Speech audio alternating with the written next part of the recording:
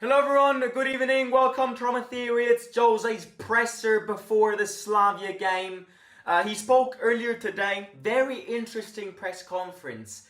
There's the most interesting part of this press conference is the way he answered to a question basically relating Lukaku and how Inter fans are preparing Lukaku's welcome.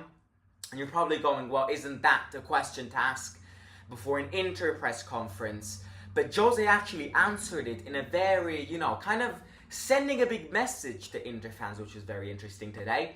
But other than that, obviously, he spoke about the fitness situation. Some players who are ready to play tomorrow. He's confirmed some players in our starting 11 tomorrow. He's also spoken about Slavia Prague as a team. He knows them well. He's played a few games against them. And let's get into it. Get your snacks, get your drinks, and let's go through this. The first question is in fact about injuries. First one tends to be about injuries now. We're such an injury-prone team that these press conferences are really becoming, repetitive. The first question is always about how's that player? Is that player available to play? And today the question is, how is Ndika and can Smalling play tomorrow? And Jose says, Ndika will play tomorrow. He has fully recovered. We have no options in defence to make a turnover, and therefore he has to play. With Smalling, there is no plan. So Ndika had a little foot injury after the Monza game. It appeared to be minor. Everybody thought it was a minor. I actually did not include him in my predicted 11 just because I thought, he got injured against Monza, well, maybe he'll rest against Slavia Prague. But it looks like Ndika's ready to go. Now, the fact that Ndika's ready to go is already a clear message that Smalling won't start. And again, that's something which we predicted. It's a very big risk, which I agree. It's not worth doing, starting Smalling tomorrow. I think Smalling will get his minutes, but not from the beginning. The fact that he has said that, we've got a lot of players missing, therefore we can't choose a massive turnover, suggests to me that we will play with Mancini, Llorente and Ndika. But, I have to be honest, the answer which he gave about Smalling isn't that promising, because obviously Smalling's back, and we know that he's back. He's been training with the group lately, as you can read from articles if you're Italian, and you probably see from, Roma's social media accounts when they post training sessions. Smalling is there. Smalling is ready. Smalling is ready to play. But then Jose says, with Smalling, there's no plan. And that isn't massively promising, The fact that Mourinho said that there's no plan with Smalling maybe even suggests to me that he won't get any minutes tomorrow because he's still in that phase where he needs to get that fitness back and his injury is a delicate one, and maybe Mourinho wants him and doesn't want to risk him for the Inter game. So I don't know, that's just my intuition. But yeah, other than that, Pellegrini, Dybala, Renato Sanchez are not going to be back for tomorrow. Maybe some of them will be back on Sunday, but not for the game against Slavia tomorrow. Right, moving on. This is the good question, and fair play to the journalist who asked this, and fair play to Mourinho, because this answer, he won a treble with Inter, but he's kind of given them a little snub there. With all of this drama that they're creating with Lukaku. Yeah, fair play to whoever asked this question, but I also think, it has nothing to do with this Slavia. It kind of does, because it could get into like Lukaku's psychological well-being, but it's not linked with Slavia Prague. It's more of a Lukaku topic question. The question is, how is Lukaku both physically and mentally, given what they are preparing for him in Milan? Now, before getting into Jose's answer, if you've missed this, obviously Inter fans have got Lukaku over here, and because they've called him a traitor and all of that. And on Sunday, when we're playing against them in Milan, they are preparing a hell-type stadium to welcome him back. They are in fact going to distribute 40,000 whistles to every single Inter fan to distract Lukaku every time he touches the ball. They absolutely hate him. I actually, fun fact, I'm leaving on Friday for a football tournament, and I'm coming back on Sunday, and I was on the verge of getting a ticket to go there, and then I couldn't get it. So I'll be back for the live watch along. It's probably going to be a late live watch along because I'm going to be back, maybe. I'm going to probably start the live watch along with 10-15 minutes into the game, which is going to be weird, but I'm going to try my best. So I'm half missing, half available for the Inter game. I would have loved to go there and film and capture the atmosphere, but it was impossible. That stadium went sold out in a matter of seconds. But obviously this is an interesting and controversial question because they hate Lukaku, but at the same time they love Mourinho because he won the treble there. So asking this question, in my opinion, is great. It's very smart. And his answer is, first of all, Lukaku will play tomorrow. For us, he is important, and without Pellegrini and Dybala, he will become even more important to guide the team. I didn't know that Lukaku was so important in Milan, because what he did there, winning a Scudetto, winning a few Coppa Italias, 200 other players in history have done that for Inter. It's interesting to see because Lukaku's move from Inter to Roma to help his coach is considered a drama. Çalhanoğlu went from AC Milan to Inter Milan, and there was no problem with that.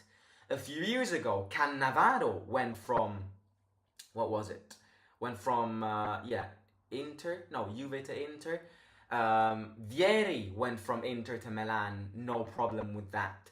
Lukaku at Roma has become something that scares me because I didn't know and I didn't think that he meant so much in the history of Inter.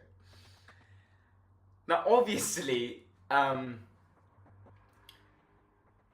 it's a great answer because he's kind of going, leave him, mind him, leave him, give him to me, the manager who made you win a treble. And he's surprised that Inter are doing all of this. To be honest, I'm surprised as well. I've said it many times. It makes sense, but it makes no sense at the same time. They are acting like drama queens, as if, as Jose said, no player in the history of this game has ever, left the team in a bad way.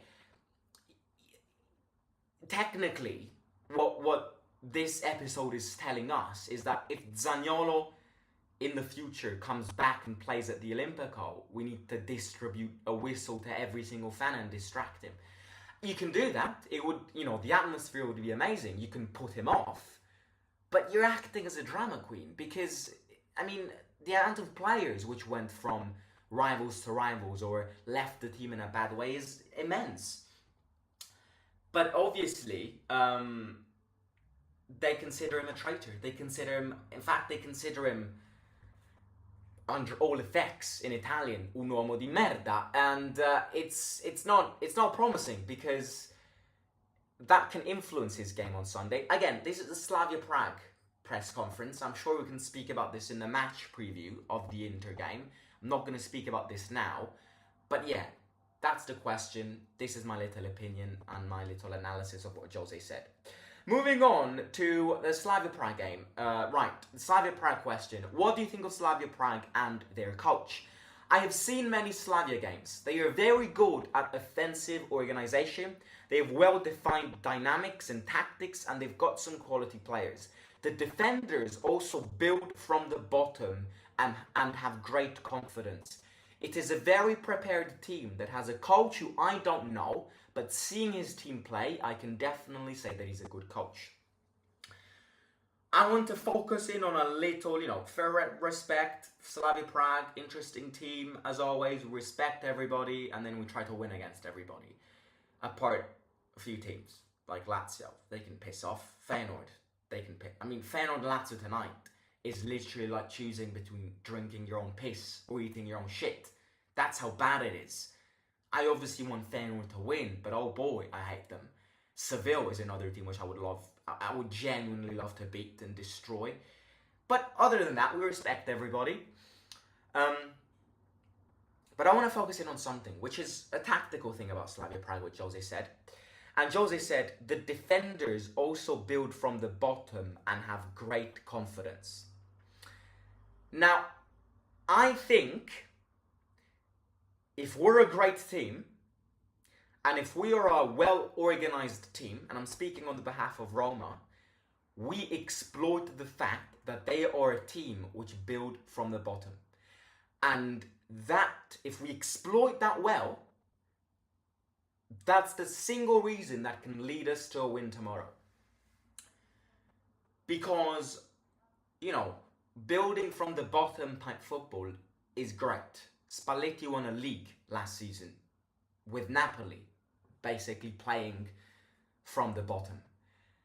But, you know, one thing is Man City playing from the bottom with the players they have in the most competitive league in the world. And the other thing is Slavia Prague playing from the bottom with the players they have in the Czech league, which, as we said yesterday in the match preview, is a two-league table, two-team league. So what I'm trying to say here is they might surprise us here, and what I'm about to say might be jinxed in the game against them. But I don't think against a team like us, they're going to manage to win a game by building from the bottom. I just don't think it will be the case, because they're used to playing in a non-competitive league. No offense to the Czech fans and the Czech Republic. Credible city, Prague is. Credible country, but it's not a competitive league. So they can do that in that league and they will look like Real Madrid. But the second they start doing this in a broader stage, the mistakes will be seen. I mean, they started the group stage really well. You know, they scored 5 past Servette. But can they do that against us tomorrow? We shall see. We shall see tomorrow. Right, last question is a tactical question. Cristante in defence tomorrow, and will El Shaarawy have space? El Shaarawy can play for a starting place tomorrow. We are not Inter. We cannot make a turnover of 5 players to play a difficult Champions League game. We have major injuries. 2 players who cannot be present in Europe. We are in difficulties. But in times of difficulty, this team always finds calm and the right solutions. Tomorrow, we will have 5 young players coming from our youth, sitting on that bench, and we can't do too much turnover. So effectively, Jose is scared that the players who will start tomorrow will feel a knock-on effect of fatigue and won't be able to play that well on Sunday against Inter. That's the situation we're in. We've got 2 players who can't and haven't been registered in the UEFA list. We've got Dybala, Pellegrini, Renato Sanchez, who are injured. We're in the position we are. We've brought youth players in. Maybe a few of them can get some minutes tomorrow if the game goes to plan. But, you know, we won't see a major turnover because we don't have the players to start with a major turnover. So, yeah, that's it. I mean, with that being said, I expect a win tomorrow. I'm going to go with a 3-1 or a 2-1 win. I'm actually going to go 2-0, 2-1 or 3-1. I think we'll score more than 1 goal tomorrow. But yeah, I'll catch you tomorrow for the live watch along. As I've said many times, if you want to feature in some debates and all of that, click the first link in the description below. Fill out that questionnaire, leaving an email at the end, and I will contact you. I've contacted a lot of people today. So yeah, we can arrange times. And yeah, smash the like button, subscribe to the channel, let me know your thoughts and opinions about this presser down below. Talk to you soon, take care, and enjoy Champions League tonight. Hopefully Feyenoord win. Never thought I'd be saying that. But hopefully Feyenoord win. Talk to you soon. Simo out.